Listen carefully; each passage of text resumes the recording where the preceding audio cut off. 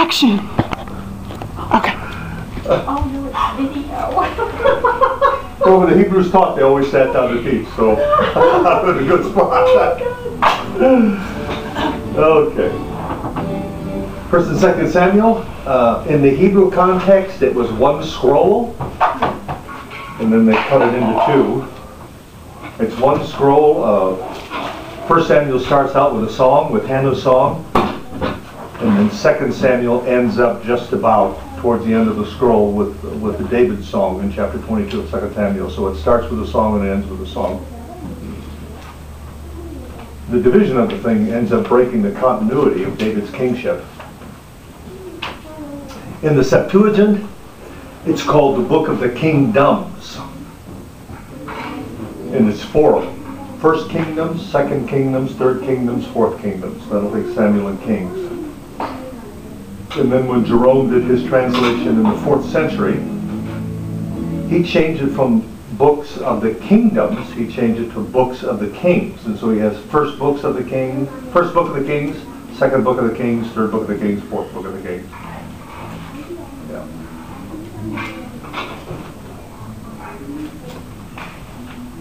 Okay, no idea as to the author,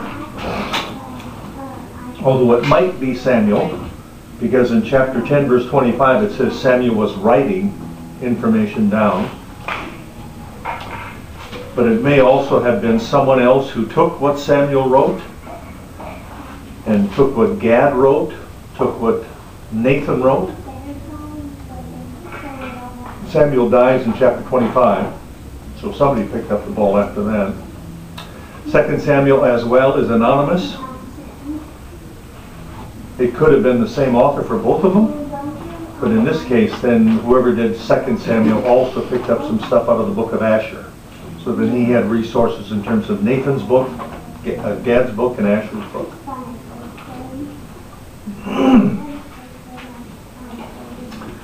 The time of the writing is sometime after the kingdom split.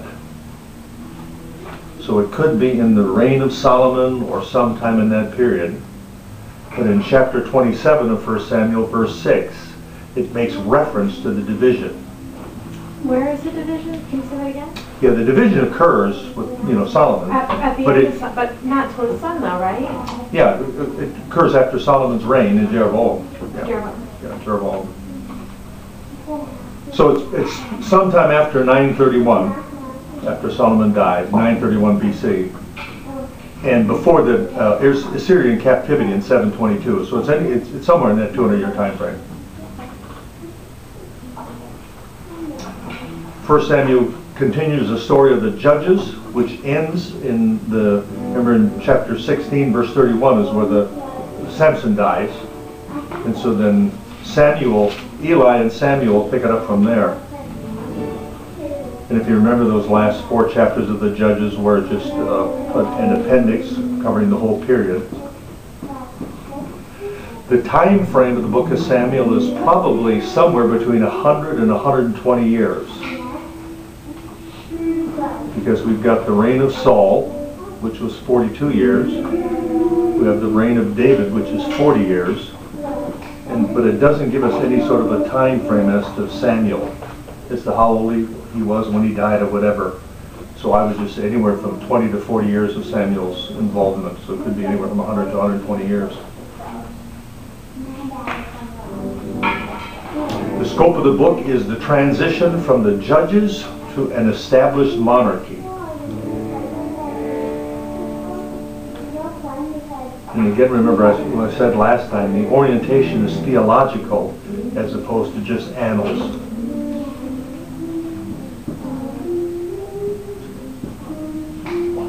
And again, remember in our Bibles, Samuel's in the historical section, but in the Hebrew Bible it's in the prophetic section, it's in the former prophets.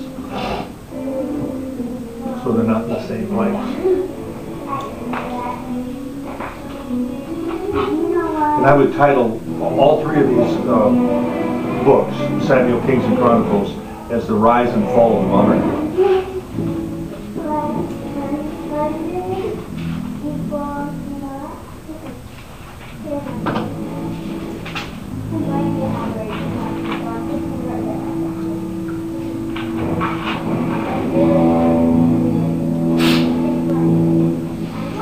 first Old Testament appearance of the word Messiah is in 1 Samuel 2:10.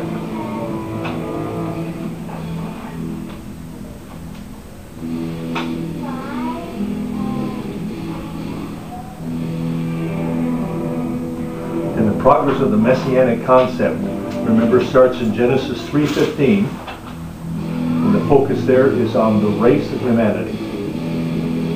It then goes to Genesis 22:18, where the focus is on the nation of Israel. And then it moves to Genesis 49:10, where the focus of the Messianic mindset is on the tribe.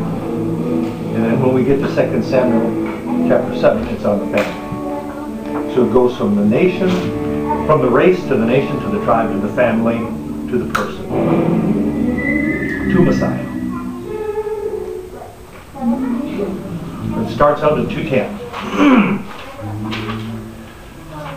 In 1 Samuel chapter 1 verse 3, we have the first appearance of one of the Lord's titles. He's called the Lord of Hosts. In the Hebrew word there is Sabbath. The Lord of the Sabbath is the Lord of Hosts. The Sabbath is the Sabaoth is the host. And then we have the word Ichabod in 1 Samuel 4. We'll talk a little bit about that in a minute. And Ebenezer, stone of help. 1 Samuel 7 verse 12.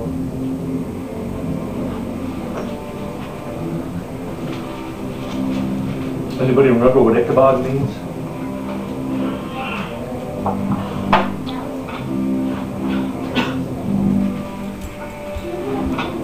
Kavod is the Hebrew word for heavy or glory. So Ichabod is the glory is departed.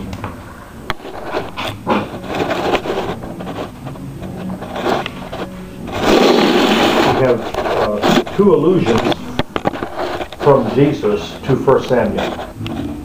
In Matthew 12 verses 3 and 4, he alludes to 1 Samuel 21 verse 6.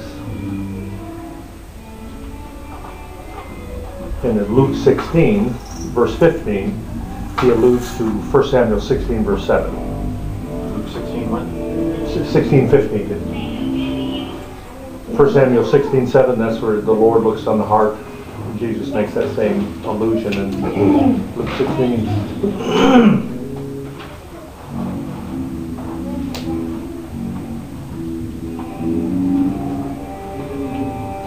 Okay, one of the purposes of the Samuels, is to define the monarchy. Remember, it starts out with Saul, who's really a man of the people. And then the monarchy moves to David, who's the man of God. So it's defining the monarchy in terms of its focus, theological focus, with David being the man of God. And remember, in the monarchy in the nation of Israel, the king was never a spokesman for God.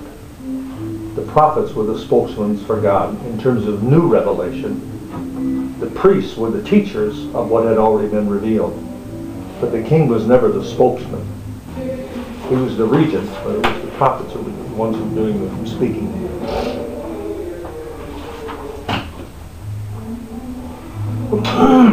A second person... Wish I could just download the brain. A second purpose is to legitimize the reign of David. Remember, the nation of Israel is God's nation. It's a holy nation, and by holy it means separate. We mean separate.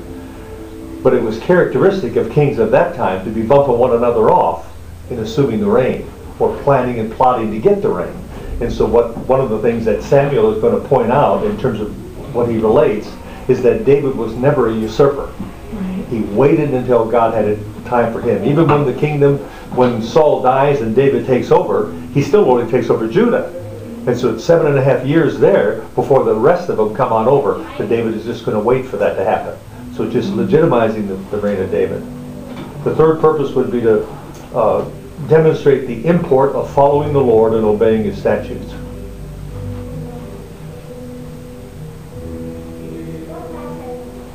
And then the fourth purpose is to teach the grace of God